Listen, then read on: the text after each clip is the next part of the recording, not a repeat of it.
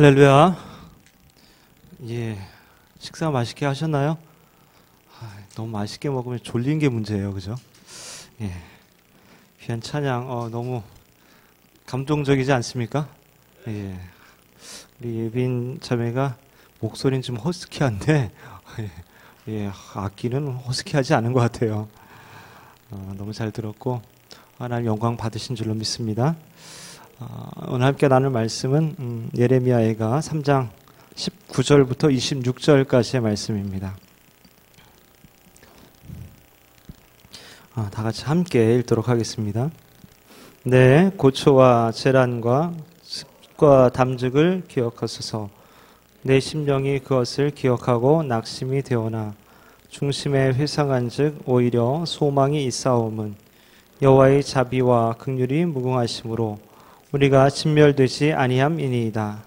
이것이 아침마다 새로우니 주의 성실이 그도소이다.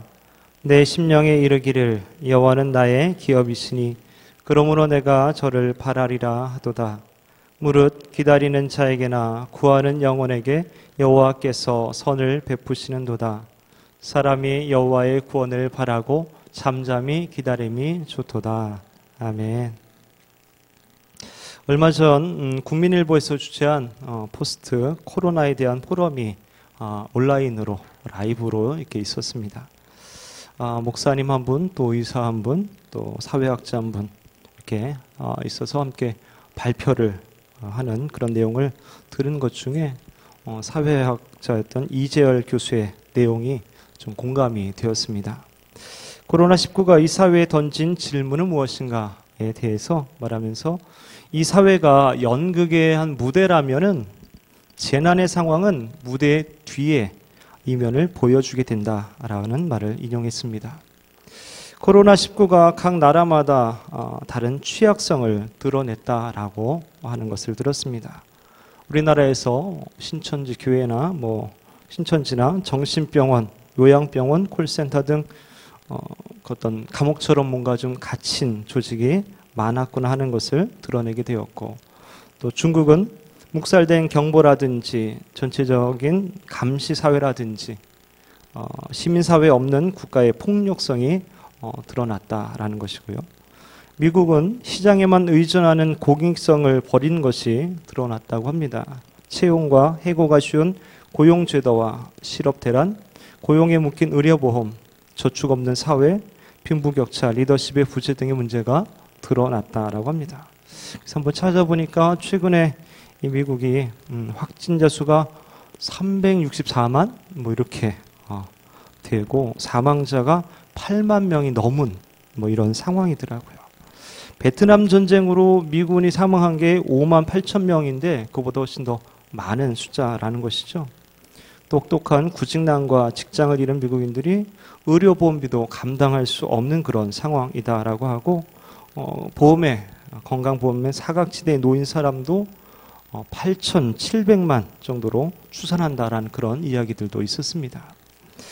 일본은 통계수치 조작 의혹, 의료인 왕따 사건, 또 재난 설비 비리, 확진자 정상 출근 등의 명령 이런 것으로 뭔가 쉬쉬하는 애국주의, 또 매뉴얼이 없으면 아무것도 못하는 사회의 경직성을 드러냈다라고 합니다. 유럽은 선진국이라고 알았던 그 유럽 나라들의 공공의료 시스템의 붕괴를 드러냈다라고 합니다. 뉴스를 보니까 영국과 스웨덴의 경우는 그냥 일상적으로 살다 보면 면역이 생긴다, 이렇게 사회 면역을 표방했지만은 유럽에서는 지금 엄청난 일들이 일어나고 있죠.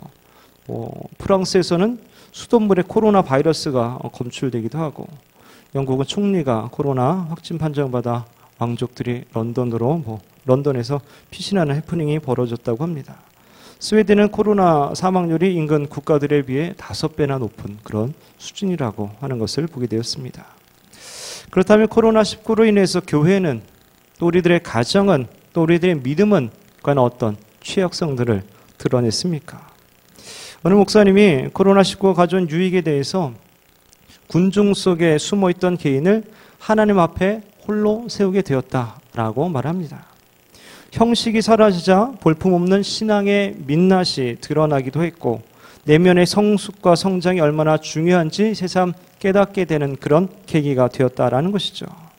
형식적인 신앙생활의 위협성을 실감하게 되었고 현대교회가 명목상의 그리스도인들을 양성하고 있지는 않는지 반성하는 그런 시기다라고 말하기도 합니다. 여러분, 코로나19로 인해서 어떤 취약성, 어떤 민낯을 보게 되었습니까? 결국 자신의 민낯을 보는 사람만이 그 이후를 준비할 수 있게 될 것입니다. 컴퓨터 소프트웨어, 쉽게 말해서 예를 들면 윈도우 같은 그런 OS 프로그램을 보면은 뭔가 새로운 정보가 추가되는 것을 보통 업데이트라고 말합니다. 근데 뭔가 좀 크게 바뀌고 성능이 막 이렇게 막 한참 올라가서 향상되고 전혀 이전과 다른 어떤 새로운 버전으로 바뀌는 것을 보통 업그레이드라고 말합니다. 예를 들면 윈도우 3.0에서 윈도우 95, 윈도우 98, 윈도우 2000, 윈도우 XP, 윈도우 7, 윈도우 10 뭐 이렇게 계속 이제 뭐가 물론 그 중간중간에도 계속 있었습니다만은 그렇게 이제 업그레이드가 되죠. 근데 윈도우가 나오기 전에 혹시 여러분들 기억나십니까? 연식이 있는 분들이 이제 그죠? 다 알죠. 도스 시대. 기억나십니까? 이런 시꺼먼 화면에 하얀 글자만 막 이렇게 있는 이런 거죠. 이게 도스라 그러죠. 오퍼레이팅 시스템 운영체제라고 이제 얘기하는데 도스, OS 프로그램은 이렇게 기계, 하드웨어를 이렇게 움직이게 하거나 관리하거나 또 효과적으로 사용할 수 있는 그런 환경을 제공하는 프로그램을 이제 보통 OS라고 이렇게 얘기하죠. 윈도우가 있기 전에 이 도스로 이제 컴퓨터가 이제 돌아가게 되는 것이죠. 물론 도스가 이 업그레이드가 있어가지고 2000년까지 업그레이드가 됐대요. 그래서 도스가 8.0까지 이렇게 나왔다고 합니다. 어쨌든 도스 시절에서 어느 순간 갑자기 윈도우가 나왔어요. 전혀 새로운 접근 방식이었습니다. 처음에 저도 배우기가 쉽지 않더라고요. 일일이 배워야 되는 그런 도스 하다가 이거 하려니까 쉽지 않더라고요. 도스에서는 상상하지 못한 그런 화려한 이미지들이 막 나오고 아이콘들을 이렇게 눌러가지고 클릭해가지고 뭔가 실행시키는 이런 방식으로 바뀌었죠. 항상 검정 화면에다가 하얀 글자만 보다가 이 컬러풀한 화면에 조그만 아이콘들을 보면서 실행되는 것, 획기적인 변화가 오게 된 것이죠.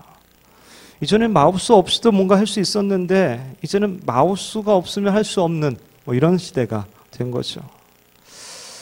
이런 것을 아마 이렇게 말할 수 있을 것 같아요. 리뉴얼이다, 갱신이다, 뭐 이렇게 말하지 않을까 생각해 봅니다. 오늘날에는 물론 아직 컴퓨터에서는 이렇게 윈도우를 사용하는 경우 굉장히 많죠. 근데 스마트폰에서는 윈도우가 아니죠. iOS나 애플의 iOS나 아니면은 거의 다 이제 안드로이드 운영체제를 사용하게 됩니다. 어떻게 보면 이제 윈도우도 갈 날이 얼마 남지 않은 것 같은 그런 느낌이에요. 컴퓨터 이야기를 왜 이렇게 길게 하느냐 하면은 우리가 코로나 시대를 지나면서 어떻게 되어야 할까라는 그런 고민이 있다라는 것이죠. 그저 새로운 정보만 추가하는 업데이트만 하면 될 것인가, 아니면 성능을 향상시켜서 새로운 버전으로 업그레이드 해야 될 것인가, 아니면 전혀 다른 방식으로 접근하는 갱신을 해야 할 것인가 라는 고민이 있는 것이죠. 벌써 코로나 이후는 어떻게 변하고 어떻게 대처해야 될지에 대한 논의가 사회 전반에서 지금 이루어지고 있고요. 그리고 기독교 내에서도 이를 준비하는 많은 논의가 있는 것으로 알고 있습니다. 근데 우리가 업데이트를 하던 업그레이드를 하던 리뉴얼을 하던지 중요한 것은 변화를 강요받고 있다라는 사실이죠. 이미 코로나 상황을 통해서 우리의 민낯이 드러나고 나의 영적 상태를 돌아볼 수 있게 되었고, 그래서 신앙의 본질이 무엇인지, 교회와 예배와 가정과 공동체와 관계와 하나님에 대해서 생각하게 되었다라는 것이죠. 그래서 과연 무엇이 중요한 것인지, 무엇을 내가 끝까지 붙들고 지켜야 할 것인지, 어떤 것은 변화를 주어도 될 것인지, 이런 것에 대해서 고민하며 또 성장하고 성숙하는 계기가 되어져야 된다라는 것이죠. 우리는 코로나 종식을 위해서 기도하면서 코로나가 끝나면 이전으로 돌아갈 것을 생각할지도 모르겠지만, 그렇죠? 많이 들어보셨겠지만 전문가들은 절대 이전으로 돌아갈 수 없다라고 말하고 있는 거죠. 그래서 그것을 뉴 노멀이라고 이렇게 표현하는 것이죠. 아마 하나님께서도 이전으로 돌아가기를 원하시지 않지 않을까 이런 생각을 해봅니다. 오히려 코로나를 통해서 새롭게 변화되기를 하나님께서 기대하시지 않을까 생각해 봅니다. 그래서 우리가 코로나가 종식되고 다시 회복된다는 말을 할 때에 그 회복의 시점이 어디인가 생각해 볼 필요가 있다는 거죠. 그저 이전과 같은 상태로 회복된다면 코로나는 우리에게 아무런 도움이 되지 못하는 그저 고통일 뿐이죠. 하지만 우리는 고통을 통해서 자신을 돌아보면서도 성장하는 방향으로 나아가야 된다는 것입니다. 그래서 회복이라는 기준을 하나님의 시각에서 우리가 볼 수 있어야 된다는 것이죠. 하나님은 우리가 어떻게 회복되기를 원하실 것인가 질문을 하면서 우리가 그 방향을 맞춰 나아가야 되는 것이죠. 하나님, 내가 어떻게 회복되기를 원하실까요? 즉 내가 어떻게 변화되고 성숙되기를 하나님께서는 원하고 계실까요? 나의 영적인 문제들을 깨닫게 하시고 변화시켜 성장시키기를 원하시는 그 하나님의 시각으로 우리가 바라보면서 기도할 수 있어야 합니다.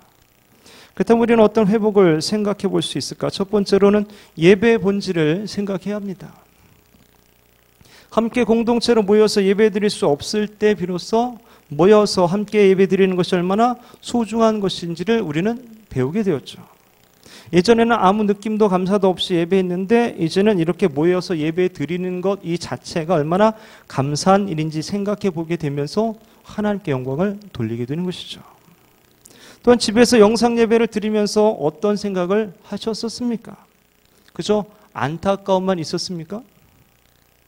혹시 쉽고 편하게 예배 드리려는 그런 유혹은 없으셨습니까? 예배 드리는 것이 아니라 그저 예배 보는 행위로 만족하지는 않으셨습니까?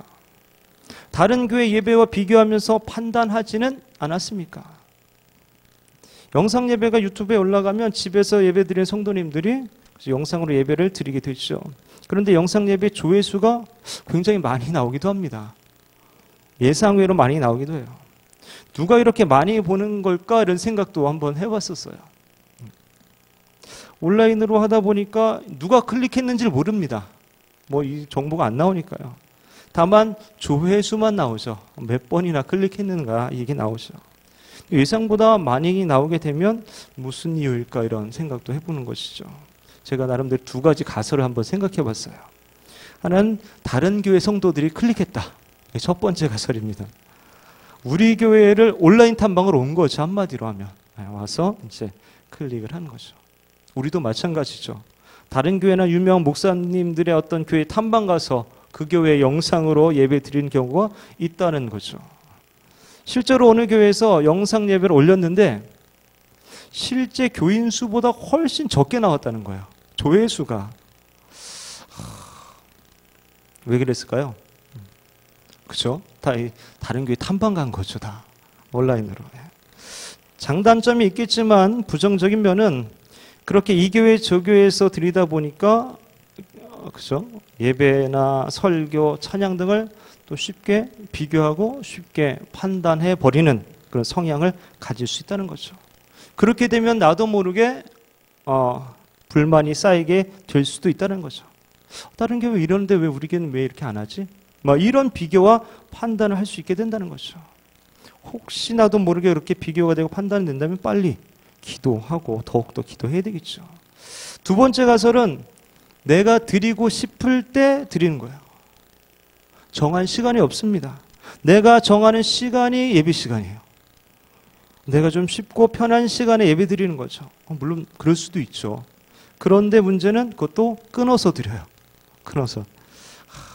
한 10분 드리다가 잠깐 화장실 좀 갔다 오고 잠깐 멈추었다가 또 10분 드리다가 배고프니까 밥 좀 먹고 드릴까? 이제 밥 먹고 드리고 갑자기 전화 와서 전화 통화하고 나서 이제 드리고 그러다 보니까 조회수가 많이 늘어나지 않았을까?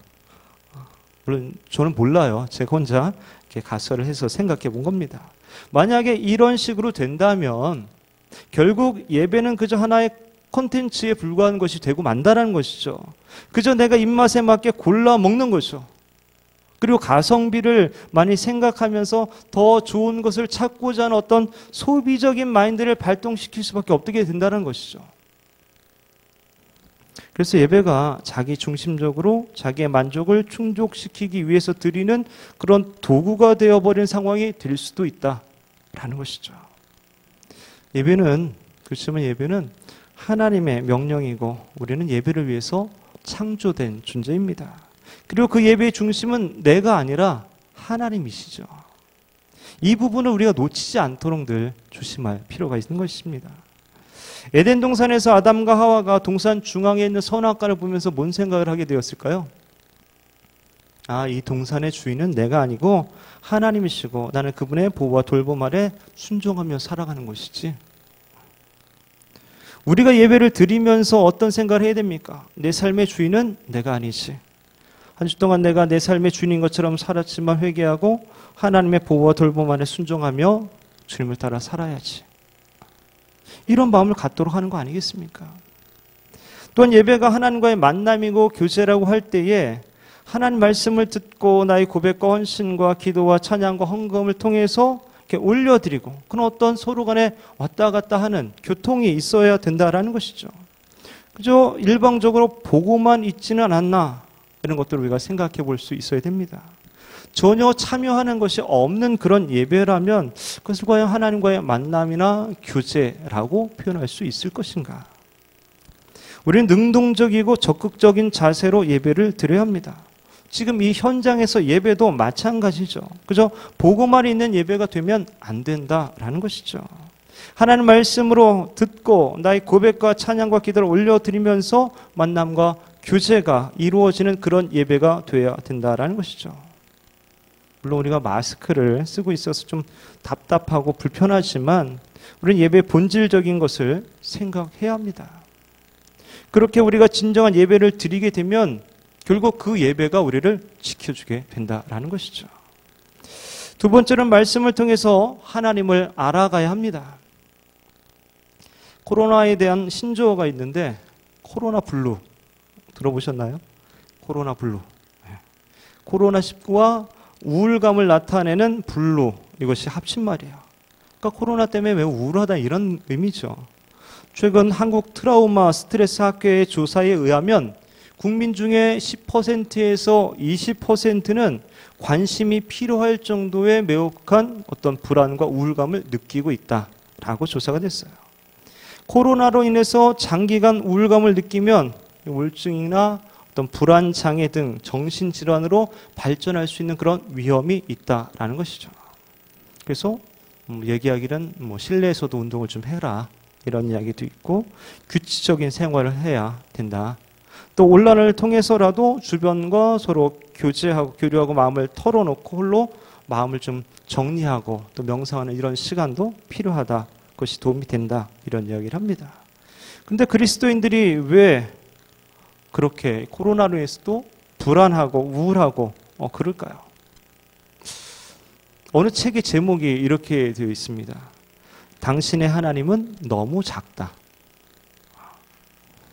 우리 마음에 계신 하나님은 너무 작은 분이셨을지도 모릅니다. 그렇다면 하나님 이걸 매우 안타깝게 여기시겠죠.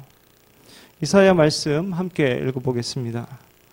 여호와의 말씀에 내 생각은 너희 생각과 다르며 내 길은 너희 길과 달라서 하늘이 땅보다 높음같이 내 길은 너희 길보다 높으며 내 생각은 너희 생각보다 높으니라. 예레미야 말씀.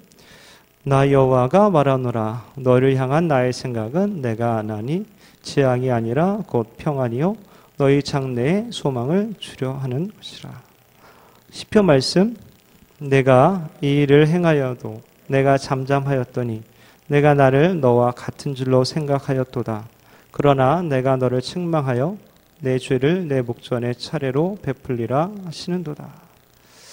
우리는 기껏 우리와 비슷하거나 우리와 보다 좀 더 힘이 세거나 좀 더 지혜롭거나 좀 더 선한 이런 존재로 너무 작은 하나님을 생각한 것은 아닌가 이런 물음을 묻는 것이죠. 하지만 성경이 말하는 하나님은 그것을 훨씬 더 뛰어넘는 그런 분이시라는 거 우리가 알아야 합니다. 존 파이퍼 목사님은 성경을 망원경에 비유를 하죠. 망원경의 기능은 엄청나게 크지만 너무 멀리 있어서 우리 눈에 너무나 작게 보이는 것을 가깝게 보여주는 것이죠.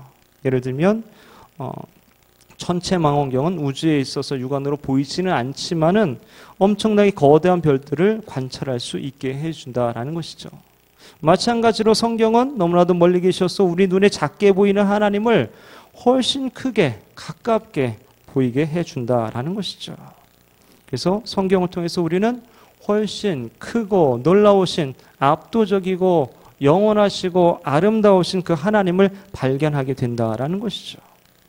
성경이 우리 인생의 모든 것에 대한 답을 주시는 것은 아니지만 성경에 나온 크고 놀라우신 하나님께서 우리를 깨닫게 하시고 우리에게 지혜를 주시고 우리와 함께 하심으로 말미암아 어떤 상황에서도 우리는 담대할 수 있게 되는 것이고 그 하나님으로 인해서 우리는 여전히 소망을 가질 수 있게 된다라는 것이죠. 주전 586년에 바벨론에 의한 유다의 멸망과 예루살렘 성전의 파괴는 유대인들에게 굉장히 큰 충격을 주는 것이었을 겁니다. 바벨론 군대의 예루살렘 봉쇄에 1년 5개월을 버티지만 결국은 무너져 버리죠. 패망합니다. 끝까지 저항했던 예루살렘은 성전과 함께 파괴되고 불에 타버리게 되죠. 유대인들은 예루살렘 성전에 대해서 이것은 하나님이 우리와 함께 하시는 어떤 가시적인 증거다라고 그렇게 여겼었습니다. 근데 그런 하나님의 성전이 완전히 이제 이방 군대에 의해서 파괴되고 불타지고 약탈당하고 이제 그렇게 된 거죠. 그런 역사적 경험이 그들의 신앙의 뿌리까지 흔들어 놓게 되는 그런 사건이었던 것이죠. 이제는 자신의 죄를 씻을 만한 어떤 그런 데 없는 거죠. 성전을 갈 수가 없으니까. 제물을 드릴 수 없고 제사를 드릴 수 없고 뭐 제사장도 또 레위인도 더 이상 소용 없어진 그런 세상에 이제 살게 된 거죠. 한 번도 전혀 아마 생각해 보지 못한 그런 일이었을 것 같아요. 그리고 결국 이 바벨론을 끌려가잖아요. 그래서 그들은 결국 어떻게 되었습니까? 성전 파괴와 함께 신앙 공동체도 무너지고 역사 속에 완전 사라지고 말았습니까? 그렇지 않습니다. 결과적으로 예루살렘 성전 파괴는 유대 역사에서 유대인들의 신앙 공동체를 성전 중심의 종교에서 율법 중심의 종교로 변화시켜 놓는 그런 요인이 되었다는 거죠. 이 변화의 긍정적인 요소는 바로 말씀 중심이 되었다는 거예요. 말씀을 읽고 연구하고 교육하면서 하나님의 말씀을 통해서 하나님에 대해서 오히려 더 깊이 있게 많이 알 수 있게 되었다라는 것이죠. 그리고 그 힘으로 그 어려운 시기를 버티고 견디고 오히려 소망을 갖게 된 것이죠. 하나님께서 바벨론 포로로 잡혀간 선지자 에스겔을 통해서 그 백성에게 이런 말씀을 주셔요. 함께 읽겠습니다. 그런즉 너는 말하기를 주 여호와의 말씀에 내가 비록 그들을 멀리 이방인 가운데로 쫓고 열방에 흩었으나 그들이 이른 열방에서 내가 잠깐 그들에게 성소가 되리라 하셨다 하고. 바벨론 포로기 때 절망에 사로잡힌 예레미야는 고통적인 그런 상황 가운데서도 아침마다 새로 오신 그 하나님을 바라보면서 소망을 갖게 되죠. 오늘 말씀인데 다시 한번 읽겠습니다. 내 고초와 재난 곧 쑥과 담즙을 기억하소서. 내 심령이 이것을 기억하고 낙심이 되오나 중심에 회상한즉 오히려 소망이 있사옴은 여호와의 자비와 긍휼이 무궁하심으로 우리가 진멸되지 아니함이니이다. 이것이 아침마다 새로우니 주의 성실이 그도소이다. 내 심령에 이르기를 여호와는 나의 기업이시니 그러므로 내가 저를 바라리라 하도다. 무릇 기다리는 자에게나 구하는 영혼에게 여호와께서 선을 베푸시는도다. 사람이 여호와의 구원을 바라고 잠잠히 기다림이 좋도다. 아멘. 우리가 성경을 멀리하고 세상과 가까워질 때는 우리 하나님은 점점 작아질 수밖에 없습니다. 그리고 우리 하나님이 작으면 작을수록 세상이 더 크게 보이게 될 것이고 그렇게 되면 세상의 많은 것들이 우리를 지배하게 될 것입니다.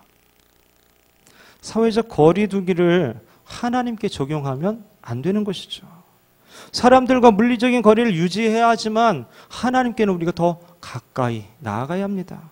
영적으로는 더 가까이 다가서야 된다라는 것이죠. 고통은 자주 우리가 하나님을 어떻게 생각해 왔는지를 돌아보게 만들어줍니다. 원망하고 자기 연민에 빠져 있다면 우리는 하나님이 어떤 분인지 말씀을 통해서 바르게 알아가야 된다라는 것이죠. 크고 위대하신 하나님, 그 하나님 우리가 묵상할 수 있어야 합니다. 그리고 그 하나님의 말씀의 시각으로 현실을 바라보고 세상을 바라볼 수 있어야 되는 것이죠. 세 번째로는 가정의 역할이 중요합니다. 예전 같았으면 지금쯤 그죠? 성경학교, 수련회, 단기 선교 바쁘게 진행되고 막 그죠? 북적북적되고 막 그죠? 한참 바쁜 시간이었을 겁니다. 성도들도 자녀들의 신앙을 위해서 함께 기도하고 협력하고 특히 교사들은 시간 쪼개 가면서 막 봉사하고 또 휴가 내서라도 다음 세대를 위해서 땀과 눈물로 수고하고 기도하고 그러면서도 기뻐하고 감사하고 이런 시간들을 보냈을 것입니다. 우리 자녀들도 1년에 2번씩 성경학교나 수련회 그리고 단기 선교를 통해서 하나님을 만나게 되고 그 삶을 결단하면서 변화되게 되었는데 이제 그런 기회들이 많이 사라져버린 것이죠. 또한 소그룹 모임을 통해서 그런 교육과 어떤 훈련들을 통해서 자녀들이 신앙이 더욱더 성장했었는데 이제 그럴 기회가 사라져버린 것이죠. 그래서 부모님들도 자녀들을 교회에다 이렇게 좀 뭔가 좀 맡기는 느낌으로 교회 학교를 통해서 그 신앙이 이렇게 바르게 잘 자라고 서기를 기다리고 기대하고 이렇게 했었는데 이제는 어떻게 될까요? 이제 어떻게 합니까? 지금 상황 모든 것이 어려운 상황이잖아요. 교회에서 뭐 정규 예배만 드리라고 뭐 이렇게 지침을 하고 또 그 지침을 최대한 지키면서 성경학교 수련을 하려니까 주일에 이제 예배 시간에 맞춰서 진행하게 되고 막 이렇게 되는데 그래서 지금은 자녀들의 신앙을 위해서 교회보다 지금 가정의 역할이 더 커지고 중요해진 그런 시기가 되었다라는 것이죠. 학생인 자녀들을 둔 부모님들 지난 전반기 때 매우 힘들어 하셨다라는 이야기를 들어봅니다. 고생 많이 하셨죠. 수고 많으셨습니다. 온라인 수업하는 어떤 그런 사상 초유의 사건 가운데에 부모님들이 막 집에서 밥 챙겨주랴, 뭐 그죠? 깨우랴, 뭐 공부하는 거 도와주랴, 눈치 보랴, 뭐 등등 어려우셨을 겁니다. 저희 집도 이제 대학생 신입생이 됐는데 학교를 안 가니까 집에서 뒹굴거리고 막 고등학교 딸이 이제 계약해서 가야 되는 계약을 막 늦게 하고 막 이러니까 답답한 거죠. 다 큰 사람 4명이 집에만 있으려니까 이건 뭐 쉽지 않더라고요. 또 거기에다 자녀가 또 성별이 다르니까 이게 좀 공간적인 제약도 다르고 힘들더라고요. 그런 상황에서 가족이 함께 할 수 있는 것이 무엇인가? 함께 공유할 수 있는 좋은 경험들은 무엇일까? 뭘 해볼까? 또 영적인 부분 어떻게 도와줘야 될까? 막 이런저런 생각들을 좀 많이 하게 되었어요. 과거에는 교육의 상당 부분을 이제 가정에서 이제 하게 되었죠. 인성교육이나 뭐 살아가는 데 필요한 어떤 기본적인 지식과 지혜를 가정에서 주로 이제 배우게 되었어요. 그래서 가정을 보통 학교로서 이제 생각을 많이 하게 됐죠. 점점 현대화가 진행되면서 가정의 역할이 이제 거의 없는 거죠. 상당 부분이 가정이 아닌 공적인 영역에서 이루어집니다. 학교라든지 학원이라든지 이런 데서 모든 것이 다 이루어지고 집에서는 거의 잠만 자는 뭐 이런 상태가 된 거죠. 어떻게 보면 양적으로나 질적으로나 모든 부분에서 이제 가정의 영향력이 이제 줄어들게 된 거죠. 학교로서의 가정의 역할이 점점 사라지고 있는 것이죠.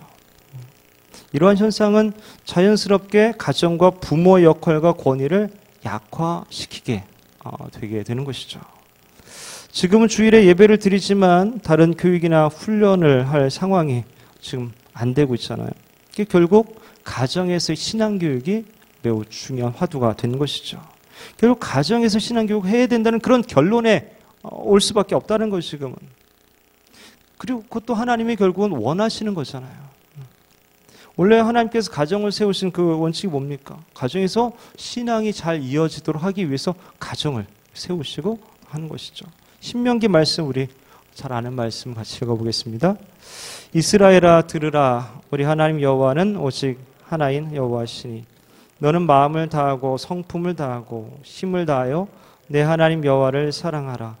오늘날 내가 내게 명하는 이 말씀을 너는 마음에 새기고 내 자녀에게 부지런히 가르치며 집에 앉았을 때에든지 길에 행할 때에든지 누웠을 때에든지 일어날 때에든지 이 말씀을 강론할 것이며 너는 또 그것을 내 손목에 메어 기호를 삼으며 내 미간에 붙여 표를 삼고 또 내 집 문설주와 바깥문에 기록할지니라. 하나님의 신앙교육의 1차적인 책임은 가정에게 맡기셨다는 것이죠.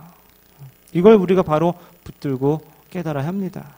창세기 18장에도 보면 내가 그로 그 자식과 건석에게 명하여 여호와의 도를 지켜 의와 공도를 행하게 하려고 그를 택하였나니 이는 나 여호와가 아브라함에게 대하여 말한 일을 이루려 함이니라.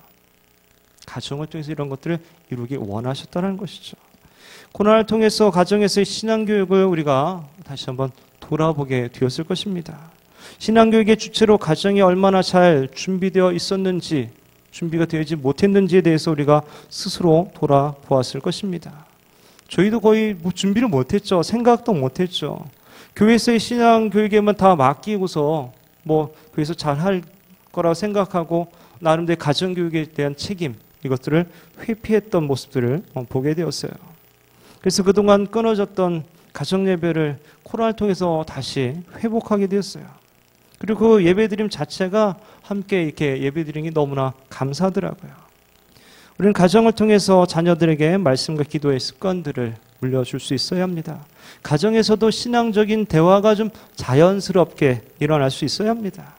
강압적이고 억지로 하는 그런 분위기, 부담스러운 분위기가 아니라 쉽고 자연스럽게 기도 제목을 나누기도 하고 신앙적인 고민을 나눌 수 있는 그런 장이 되어질 수 있어야 되는 것이죠. 사랑하는 성도 여러분, 코로나를 통해서 어떤 취약점을 발견하셨습니까? 신앙의 민낯을 발견하셨습니까? 물론 아직 코로나가 계속 진행되면서 더 많은 취약점들을 드러내게 될 것이지만 여러분은 어떻게 코로나 이후를 준비하고 계십니까? 예배 본질을 생각하면서 하나님께서 기뻐하시는 진정한 예배자가 되시기 바랍니다. 하나님 말씀을 통해서 하나님을 더욱더 깊이 있게 알아가시길 바랍니다.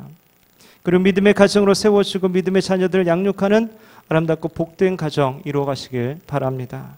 바라기는 코로나가 언젠가는 끝나겠지만 그때 가서 후회하고 힘들어하는 것이 아니라 코로나를 잘 대처하고 또 동시에 코로나 이후를 잘 준비해 나가는 저와 여러분 또한 우리 교회 되기를 주의 이름으로 축원합니다.